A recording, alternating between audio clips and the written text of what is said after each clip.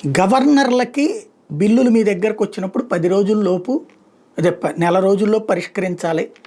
Maximum 3 నెలలు review ఇదైతే అంతకు మించి ఉండటానికి వీల్లేదు సుప్రీంకోర్టు ఇచ్చినటువంటి ఉత్తర్వులు.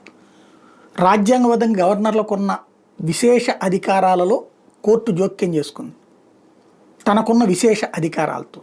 Very good. మరి ఇక రాజ్యాంగబద్ధంగా దానికి ఉన్న బాధ్యత నెరవేర్చదా? ఇప్పుడు 100 సంవత్సరాలు పట్టింది అయోధ్య తీర్పు రావడానికి. అట్లాగే నిర్ణయం మాట్లాడింది కోర్టు, శాసనసభ చేసిన తీర్మానాలను ఆపే అధికారం మీకు ఎవరిచ్చారు అన్నటువంటిది. ఎవరు ఇవ్వలేదు, రాజ్యాంగం ఇచ్చింది దాన్ని రివ్యూ చేసే అధికారం. కానీ దాంట్లో తమ విచక్షణ అధికారాలను వాడారు. మరి అట్ ద సేమ్ టైం రాజ్యాంగం రూపొందించిన 2 చట్టాలు, రైతులకు సంబంధించిన చట్టం ఆపమని సుప్రీంకోర్టు ఎట్లా అడిగింది?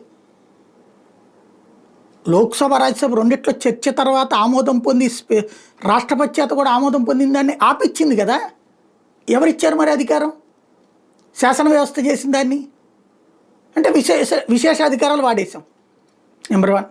నెంబర్ 2 వచ్చేటప్పటికి ఏదైతే 2 శాసనసభ ఏది లోక్సభ రాజ్యసభతో పాటు దేశంలోని సగం శాసనసభలు ఆమోదించినటువంటి కొలీజియం సిస్టమ్కి వ్యతిరేకంగా ఉన్నటువంటి జ్యుడిషియల్ కమిషన్కి సంబంధించినటువంటి ఉత్తర్వుని మరి 5 సభ్యుల ధర్మాసనం చేసేసింది.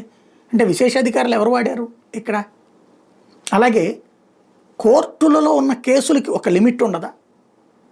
ఏడాదిలోపు, 6 నెలలలోపు, 2 ఏళ్లలోపు పరిష్కారం కావాలని ఏళ్ల తరబడి, దశాబ్దాల తరబడి, చివరికి ఆ కోర్టులో కేసు ఉండగానే చచ్చిపోతున్నారు కూడా మనుషులు.